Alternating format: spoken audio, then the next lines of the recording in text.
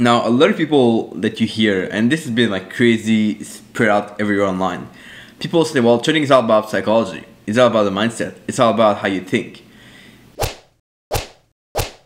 What's up, traders? Welcome back. Today we have a very exciting adventure. I'm super excited for this. It's going to be awesome. Coming up just after.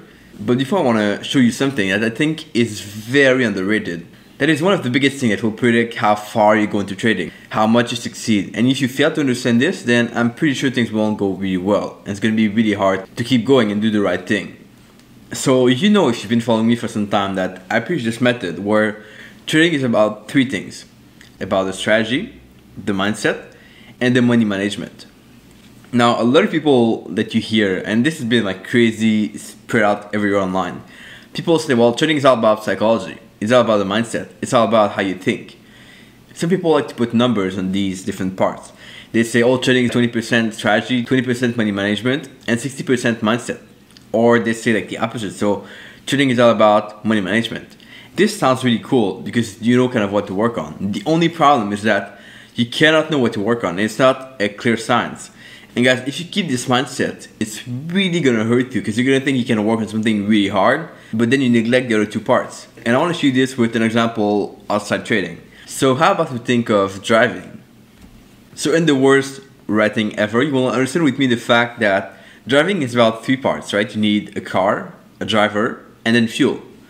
But then, how about if you try to put like a number on each? So, oh, driving is all about the car, or driving is all about the right fuel, or the good driver. Well, can you really do this? I don't think so, right?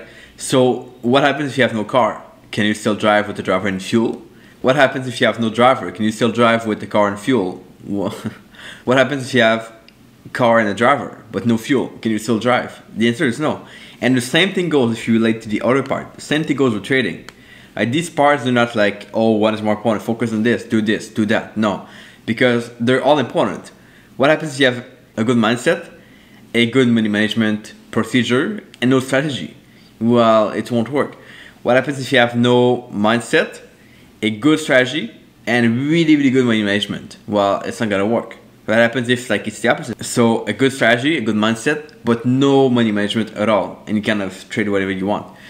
No, it still doesn't work. People love to put numbers on things because they know what to focus on then, but you cannot adapt this mindset. You have to be there like all the time, top notch on every level.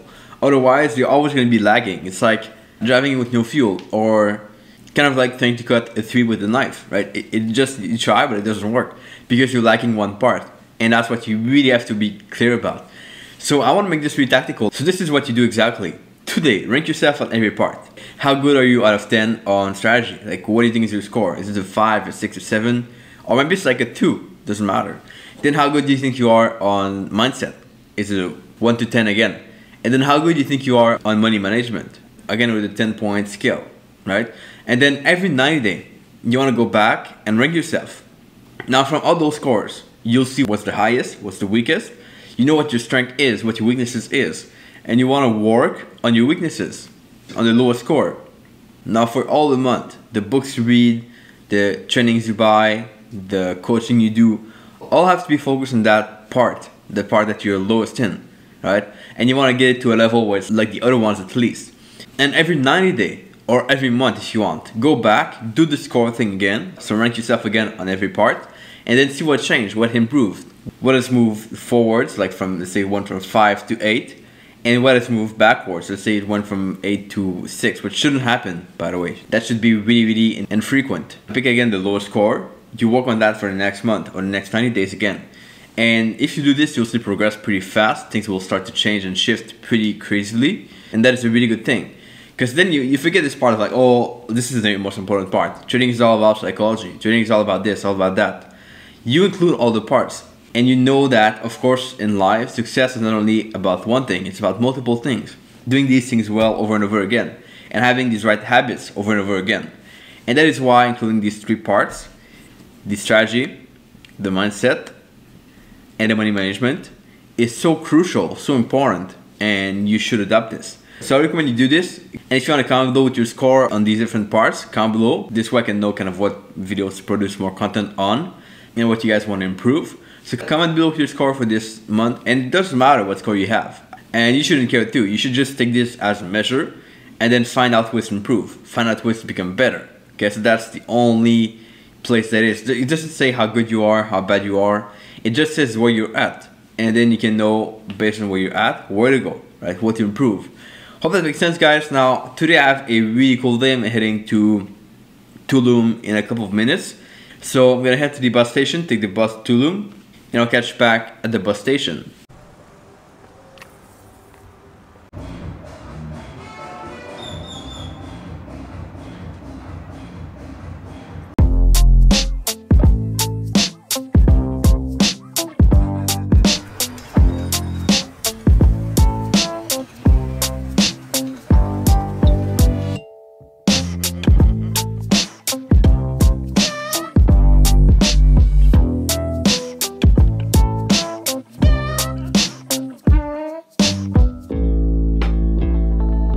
Wow, it's really amazing how quiet the 5th Avenue here is in the morning in Playa Del Carmen. Usually in the afternoon it's like all like pack of people, pack of tourists, a lot of sailors, but in the morning it's like super quiet, no one here, no one around, which is really interesting.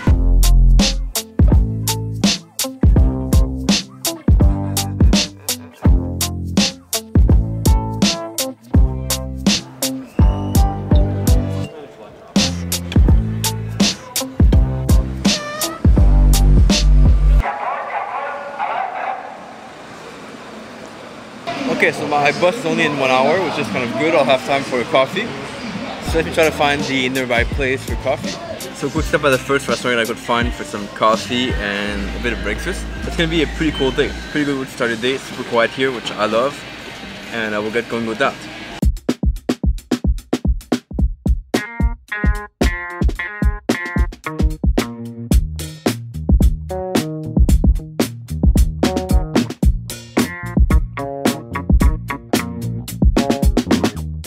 Back at the bus station, my bus is not here yet, so we'll have to wait a little bit.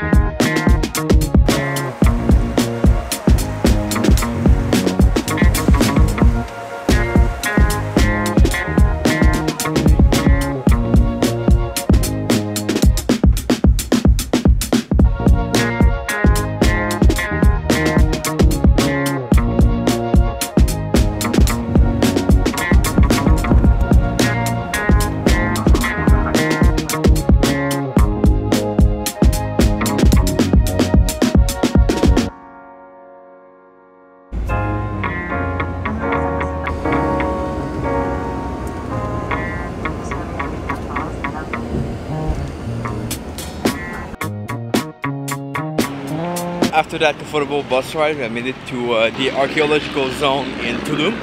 That's a place where all the things for tourists are, I guess. But I'll try to go see. There's a bunch of stalls here on the side with different vendors that sell different packages with tours and whatever. By the way, this bus ride costed a fortune of 60 pesos. No joke, this was like pretty cheap and pretty comfortable, so I was quite surprised.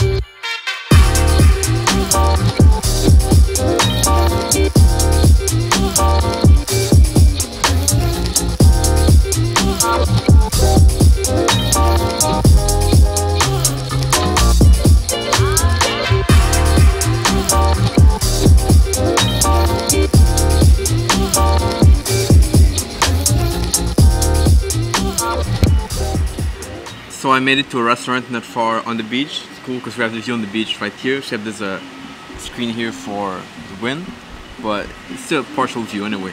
So I got lunch. It's gonna be pretty good, although expensive, quite a lot. But the guys are pretty friendly, which is nice. And it's gonna cost about like $40, I think, close to that, for lunch, pizza, and the drink. So let's enjoy it. Okay, so I'm finished with lunch, just stepping out of the restaurant over here on the beach, and look at that view, it's crazy, amazing.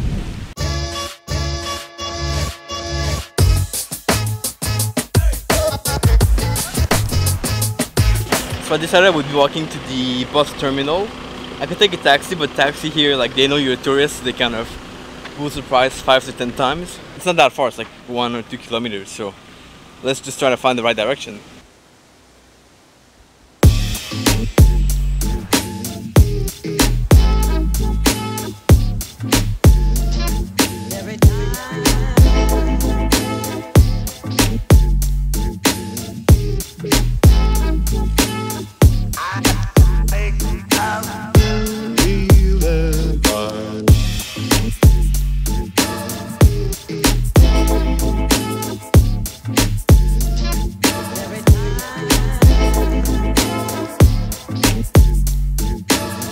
And we're back to where we were this morning, so mission accomplished.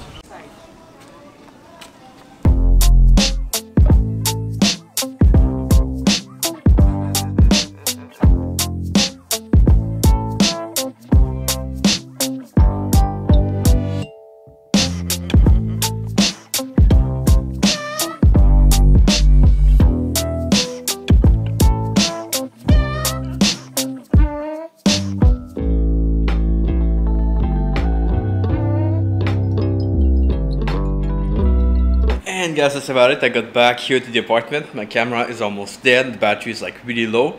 It's pretty hot, but the air conditioning is gonna work in no time. That's gonna be cool. I got myself some quesadillas from the place nearby for dinner. That's what you'll see right here. Thanks for watching. I appreciate it. Comment below what you thought. As always, give a like if you enjoyed this video today. And I'll catch you back here tomorrow. Ciao.